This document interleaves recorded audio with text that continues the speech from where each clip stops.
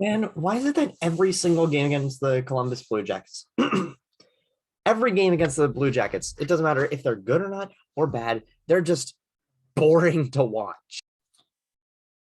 Yeah, I don't know. I don't know, girlie, but got your hat back. Back home, I guess. No, sweet, awesome. Finally have my hat back. Awesome.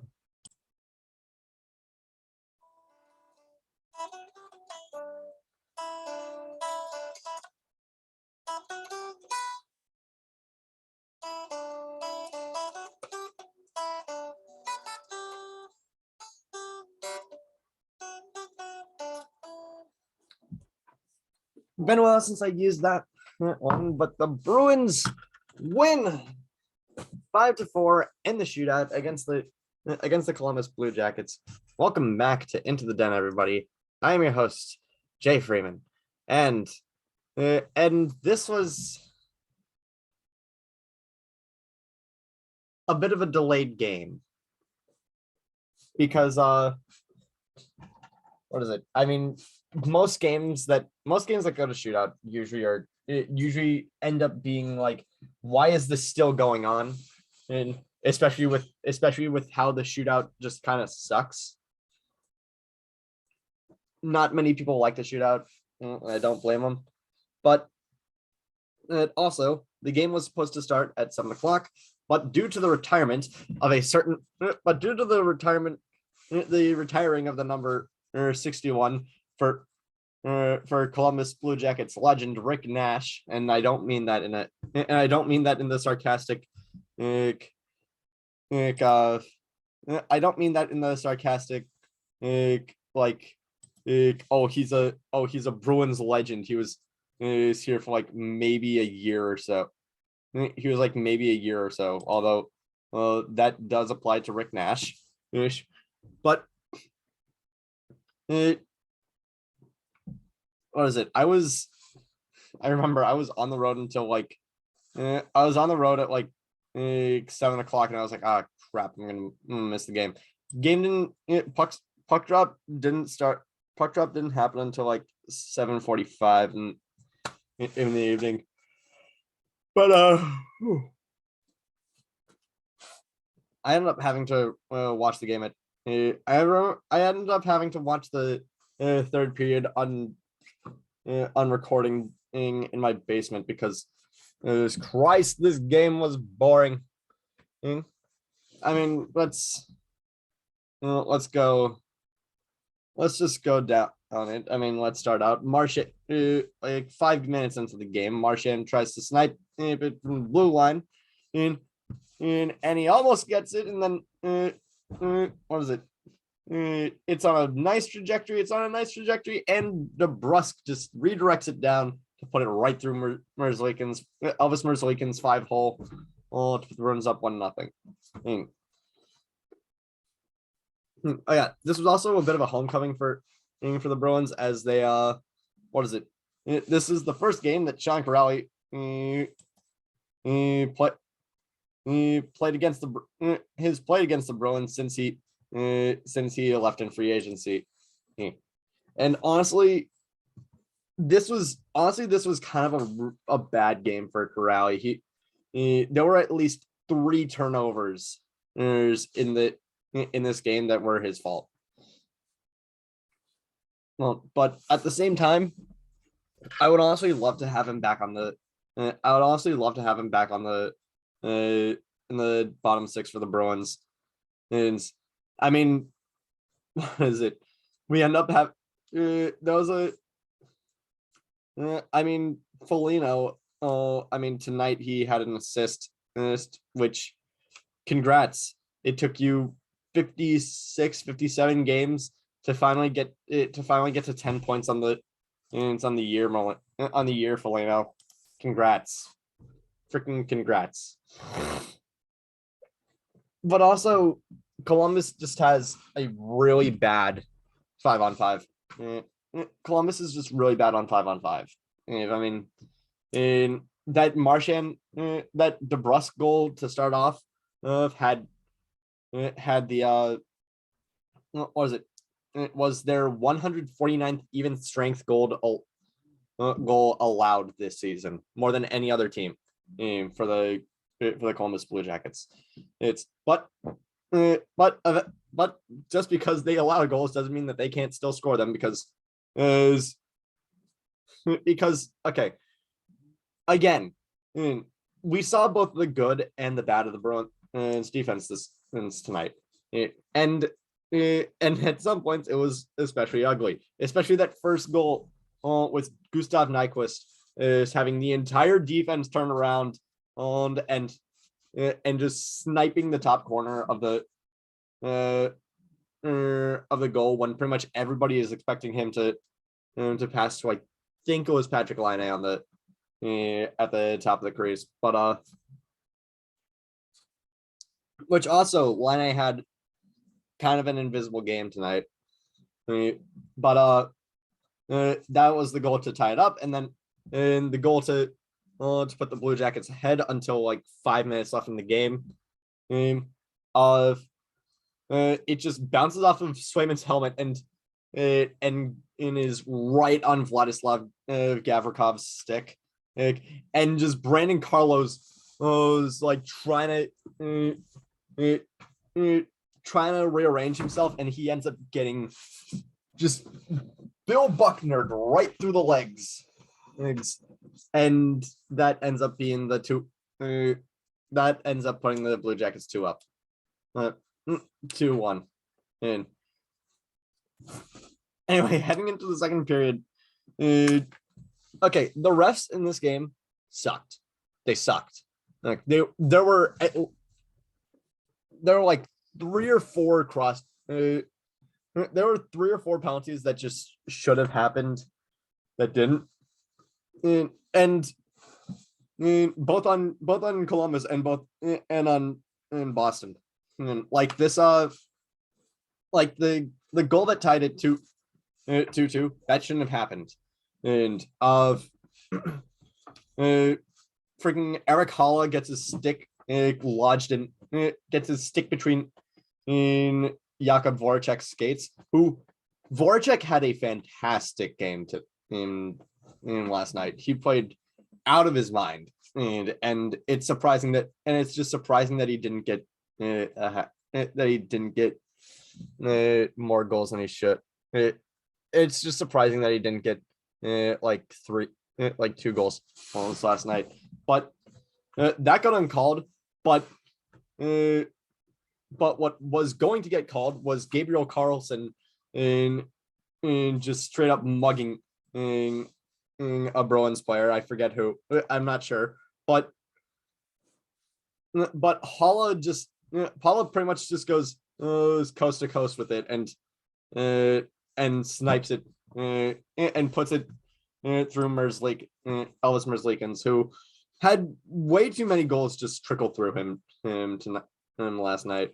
But that wasn't even the best part of the game. The best part of the game was Martian's trying to battle Zach Werenski for the puck, and he just goes right down onto his shoulder check, and it takes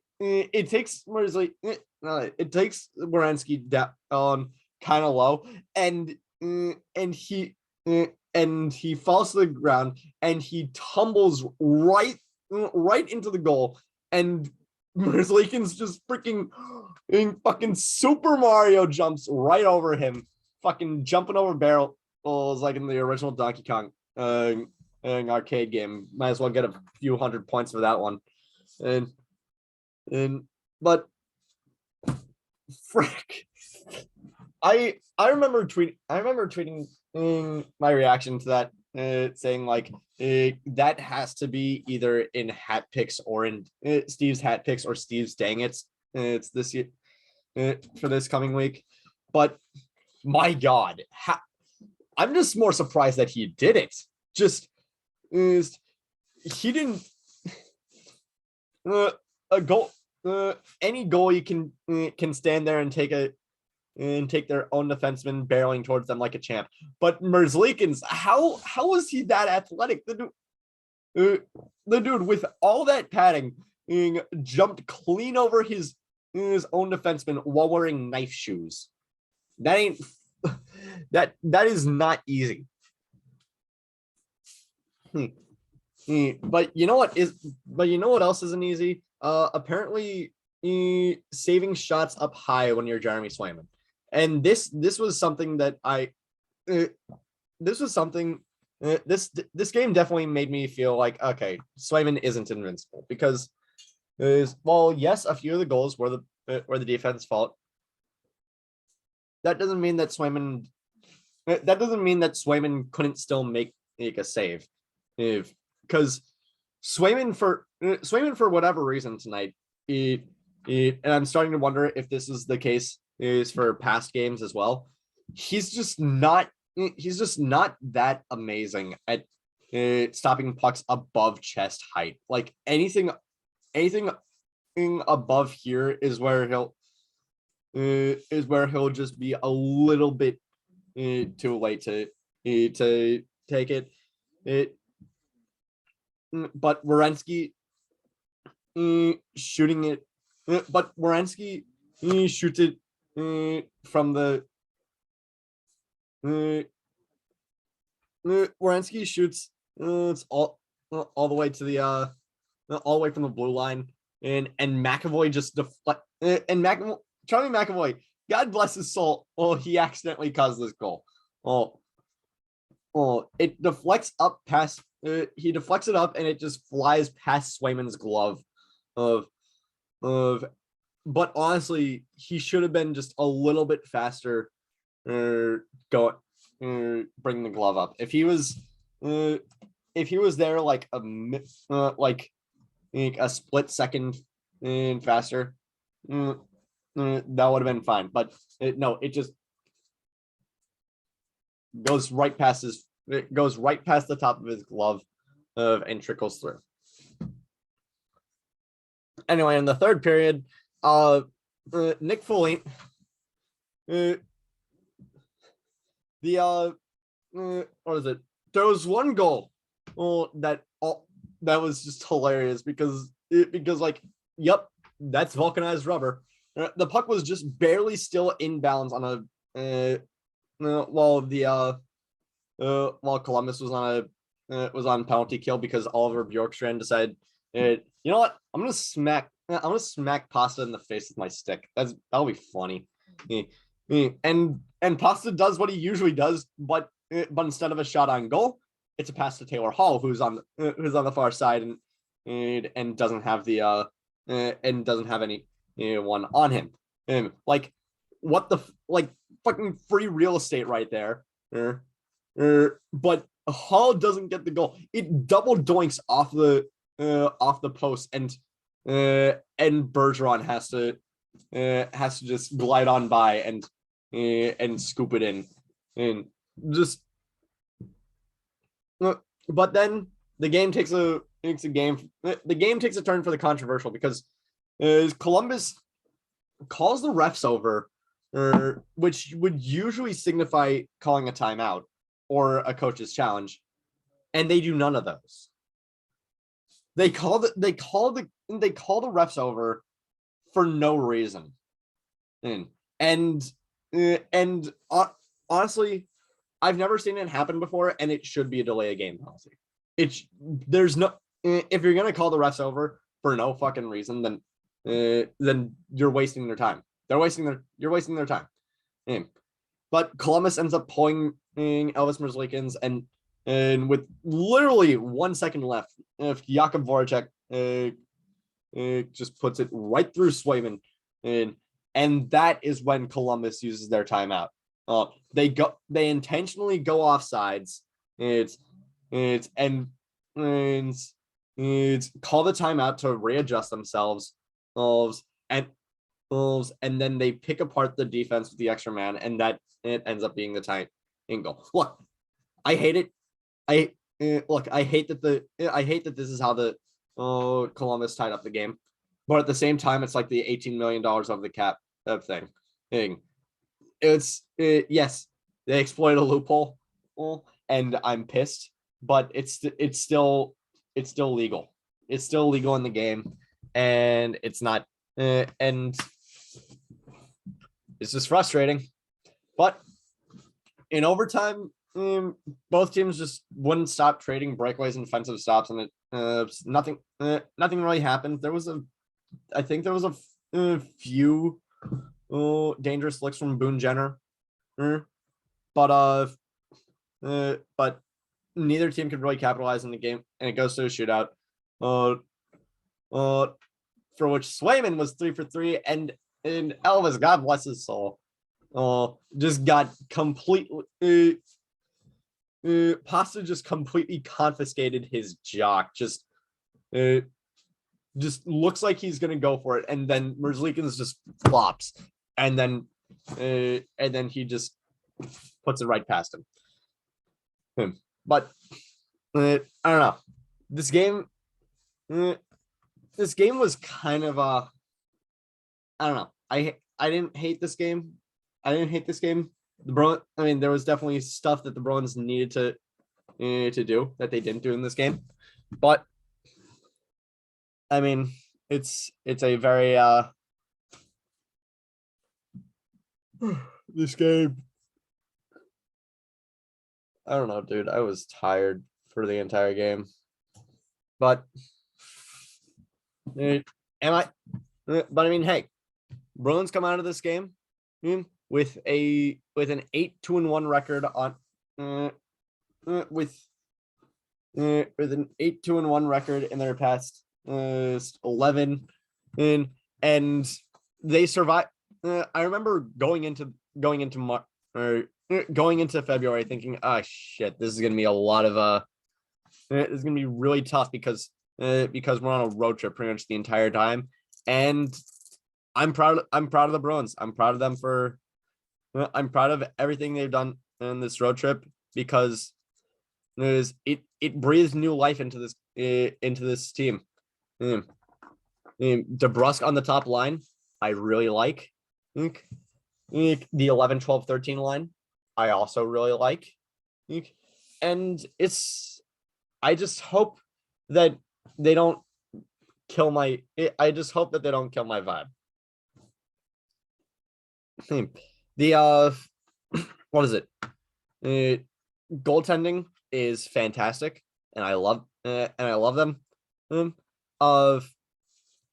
Defense has been slowly coming back to what I expect it to be, and offense has been really good as of late. I'm proud of the Bruins, and I hope that you're proud of them too. But anyway, that is it for today's episode of Into the Den. Thank you all so much for watching. Click like if you like, subscribe if you really like. Down below is still the GoFundMe for Jake Tebow's recovery to help out a kid who was paralyzed in a freak hockey accident. And tell your friends to maybe not fall asleep during a Blue Jackets game because you might end up missing something cool. I didn't miss anything. I don't think I really missed anything cool, but maybe you might.